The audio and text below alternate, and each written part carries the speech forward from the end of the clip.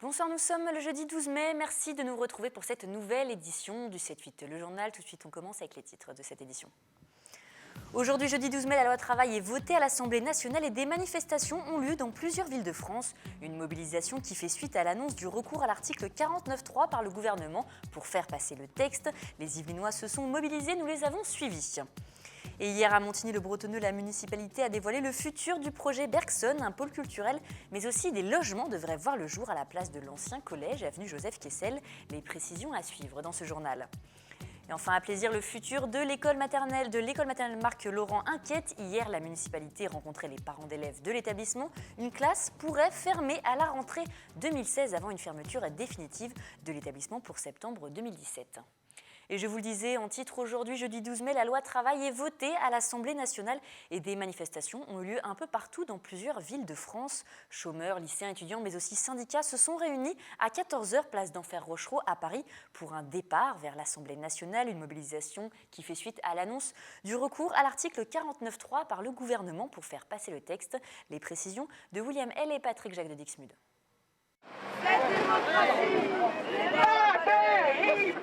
C'est la 5e journée de grève contre le projet de loi travail examiné à l'Assemblée nationale ce jeudi 12 mai.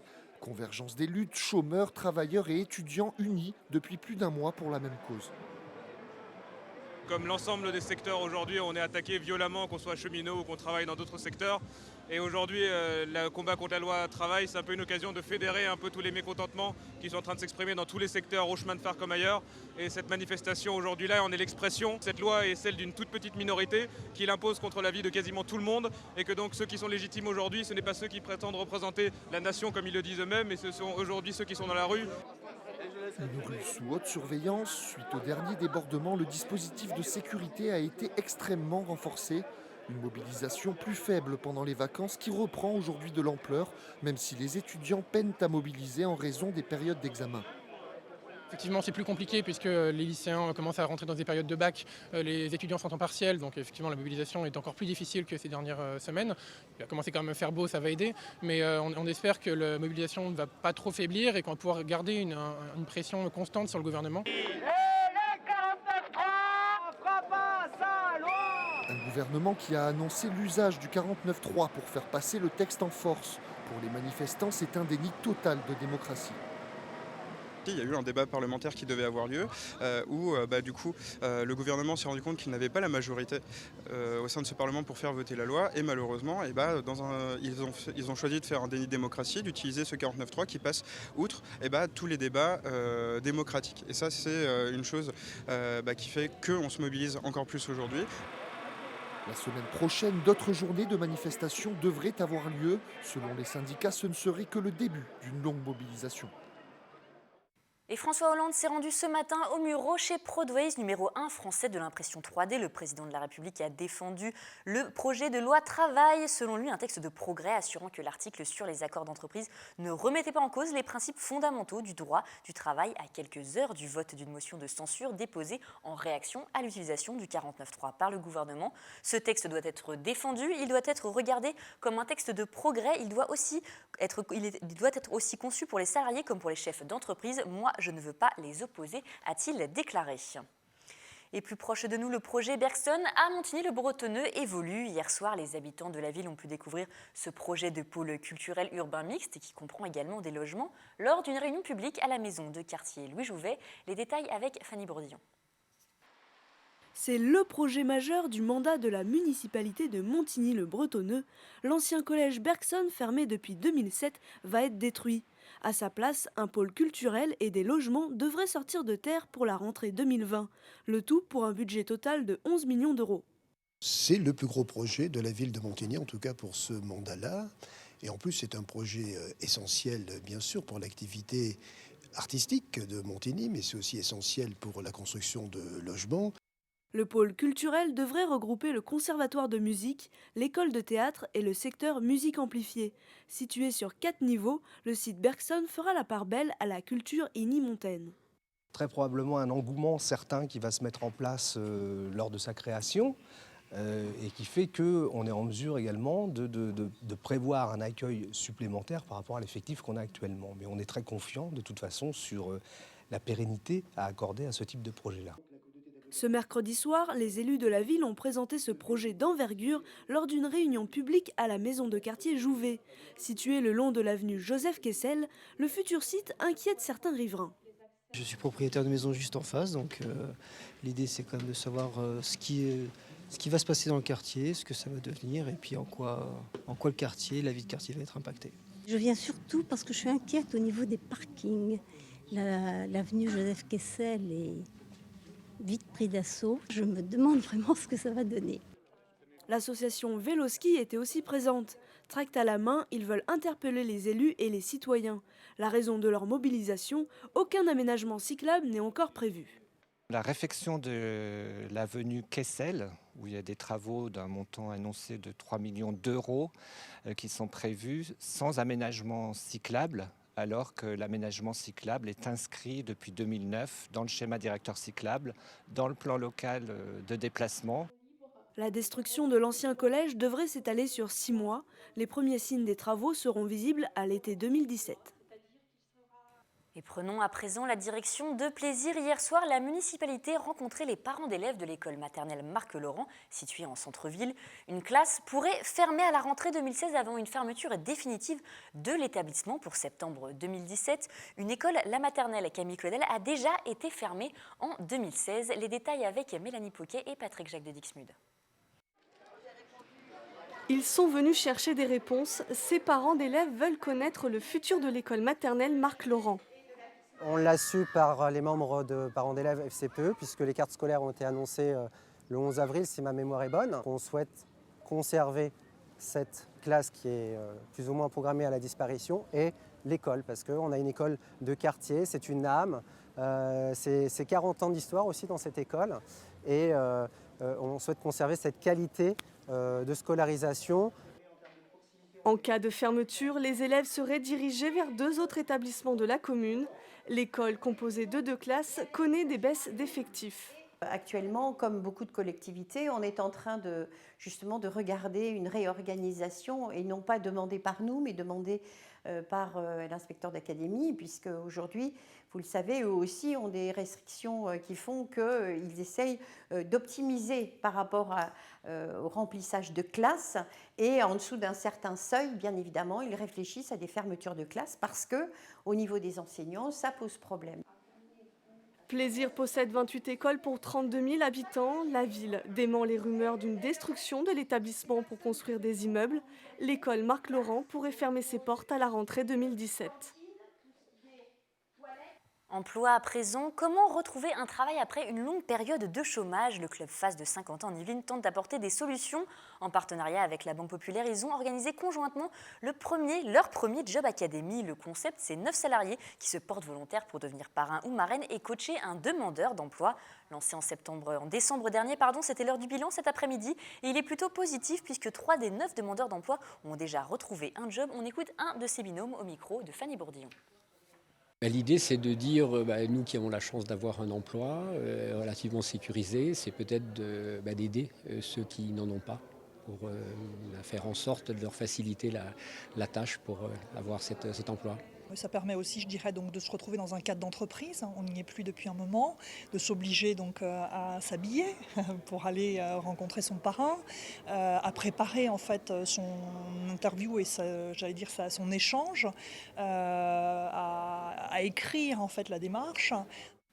Et hier, le quartier de Fontaine-Saint-Martin de Saint-Cyr-l'École était en fête. C'était la première édition de la journée Saint-Cyrienne organisée par la ville. L'objectif de l'événement, proposer des ateliers de réhabilitation de mobilier urbain en conviant les habitants du quartier et de la ville autour de plusieurs animations. En plus des artistes et des associations présentes, ce sont environ 250 enfants qui ont participé à cette journée. William, elle était sur place, regardez.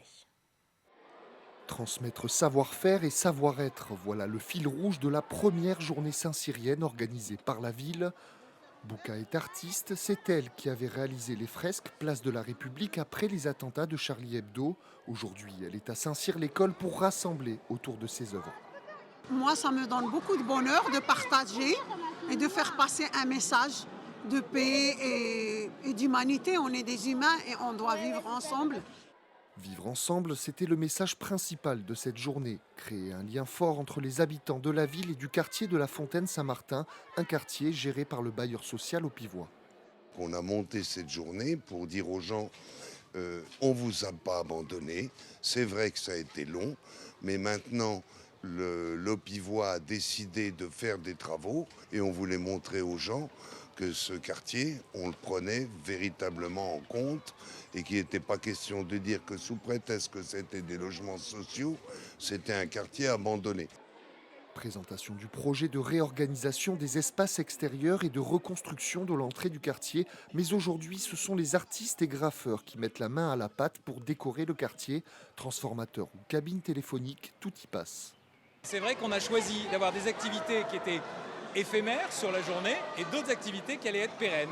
Et on a invité un collectif d'artistes qui s'appelle Sophia, ainsi qu'une graphiste, une graffeuse, Bouka, à venir embellir tout simplement du mobilier urbain très désaffecté, quelquefois très moche. 250 enfants ont participé à cette journée. En plus des services de la ville, 25 partenaires ont répondu présents à l'événement qui aura lieu dans un autre quartier l'année prochaine.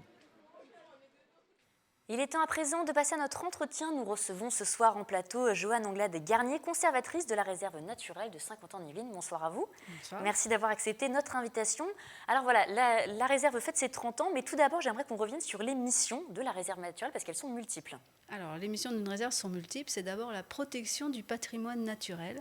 Et le patrimoine naturel, c'est toute la faune et la flore sauvage. Alors la réserve, cette année, fête ses 30 ans. C'était au mois de mars que vous avez organisé un grand événement. Il y a eu beaucoup d'événements, beaucoup d'initiatives que vous avez mis en place. Est-ce que vous pouvez les rappeler rapidement ? Oui, alors on met en place plusieurs événements sur l'année pour fêter les 30 ans. C'est une date importante. Ça fait 30 ans, donc depuis 1986 que la réserve est sur le territoire de Saint-Quentin. Et notamment, l'événement fort de cette année, c'est que nous sommes rapprochés des habitants de Trappes, puisque les limites de la réserve naturelle sont entièrement sur la commune de Trappes.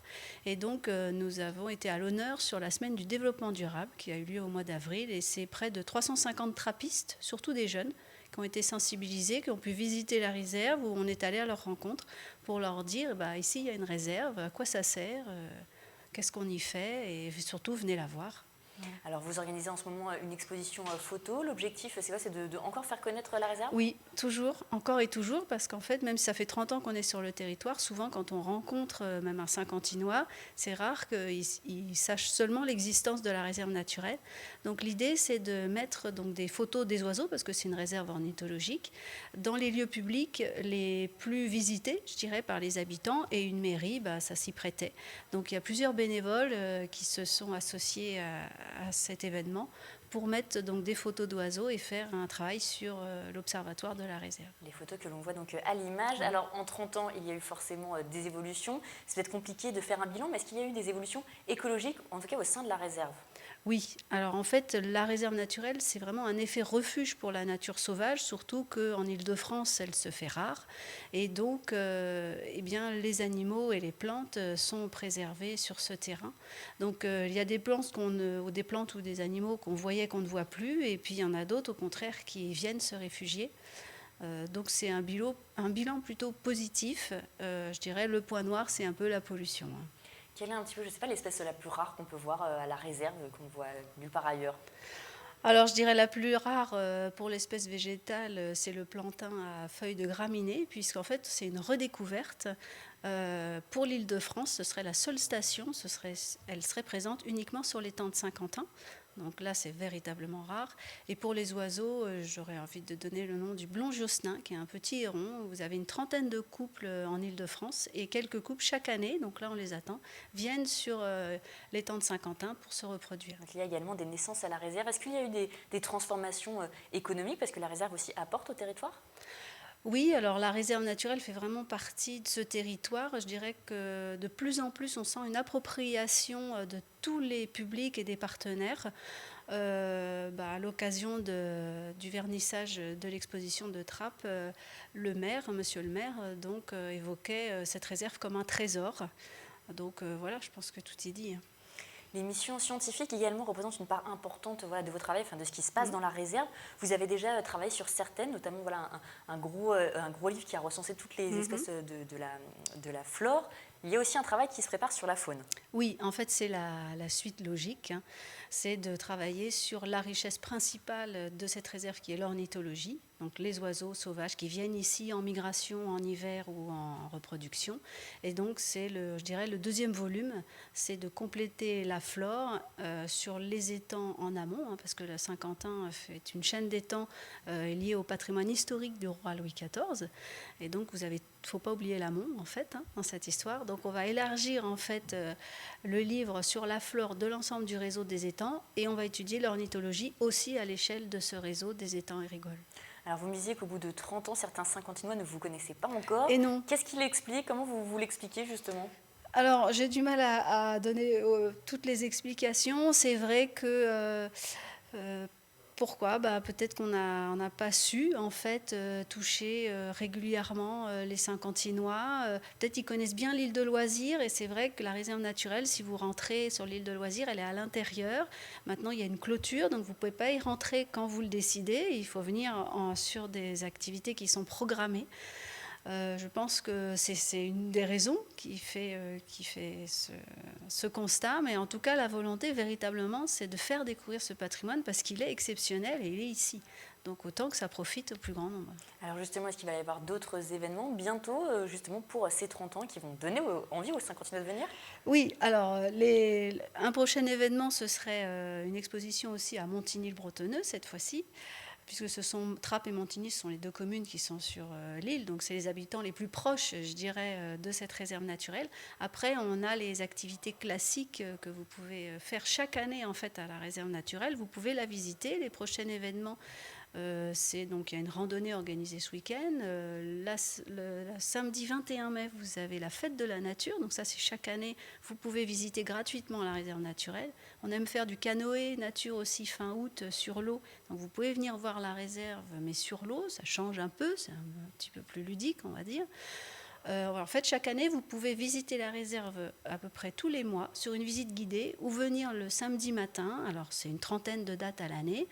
Vous avez les informations sur le site internet de l'île de Loisirs. Vous pouvez venir avec votre matériel, vous rencontrerez des passionnés en ornithologie. Si vous n'y connaissez rien, vous allez apprendre. Et si vous y connaissez, vous allez vous émerveiller comme ceux qui viennent très régulièrement sur la réserve. Le site, si vous voulez plus d'informations, le site internet de la réserve s'affiche en bas. N'hésitez pas à y aller. Merci beaucoup, Joanne Anglade-Garnier. Merci à vous. Vous avez vraiment donné envie de venir.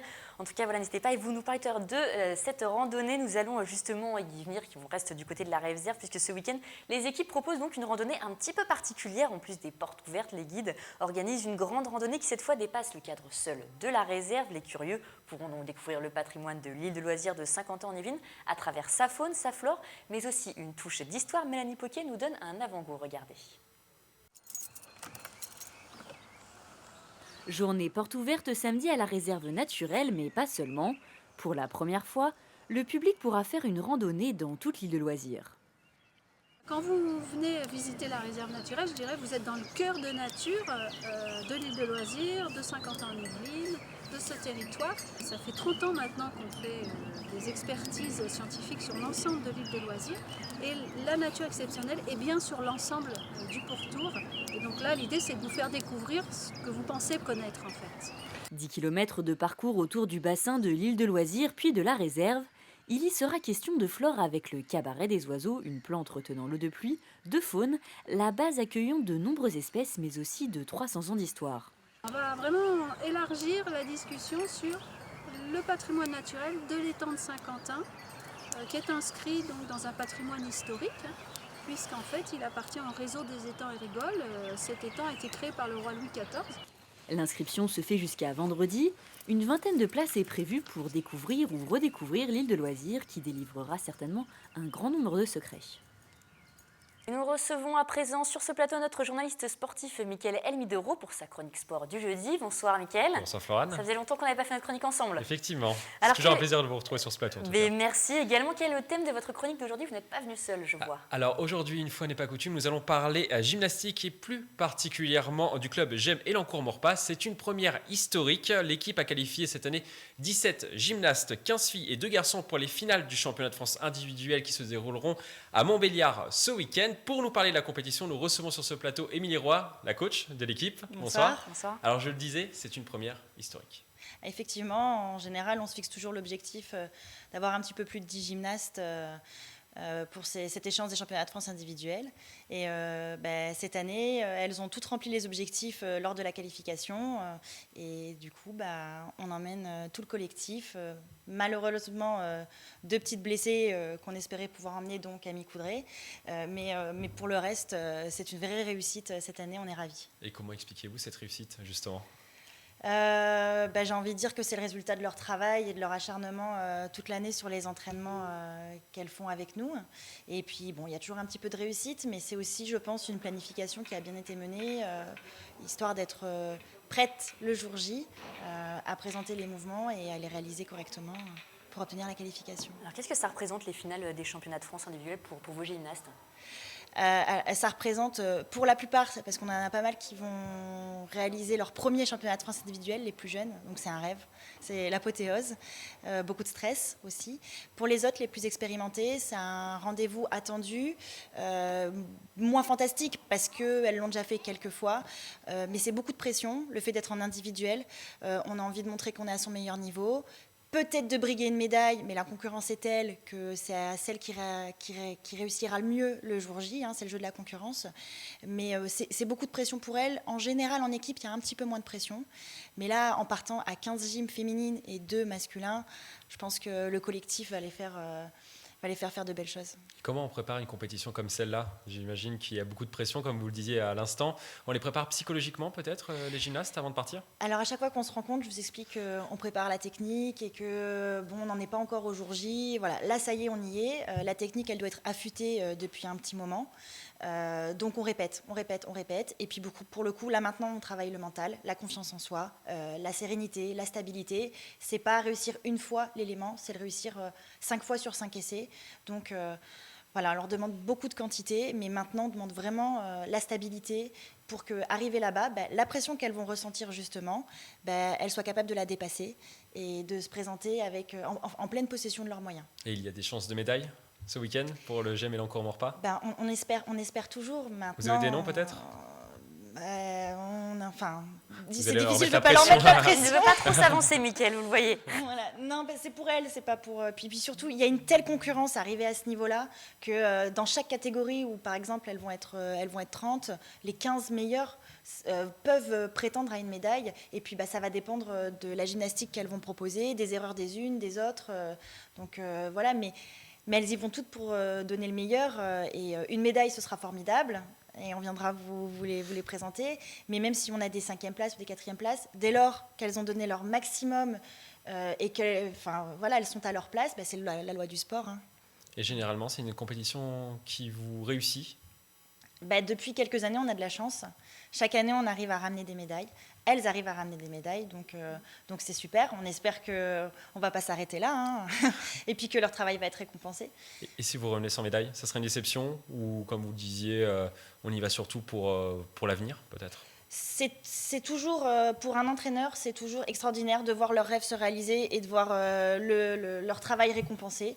Donc une déception, si elles sont déçues, voilà. Moi, dès lors que elles ont été, les autres ont été meilleures et que elles ont réussi à présenter ce qui était prévu sans erreur, nous, on ne sera pas déçus, on sera ravis pour elles. Merci beaucoup, Émilie Roy, et on vous souhaite bon courage pour ce week-end et évidemment de ramener plein de médailles. On vous recevra sûrement sur les prochaines émissions. Avec plaisir. Merci beaucoup. Voilà, on vous souhaite bonne chance. On termine termine cette chronique par du football américain. Les Templiers d'Elancourt ne devront pas se rater ce week-end, Mickaël. Un match pour rester dans l'élite. Florane, les Templiers d'Elancourt qui pointent actuellement à la dernière place du classement se déplacent sur le terrain des Black Panthers de Thonon-les-Bains, une équipe qui les devance d'une place au classement. Ce match est donc crucial. En cas de défaite, les Templiers pourront commencer à préparer la saison prochaine.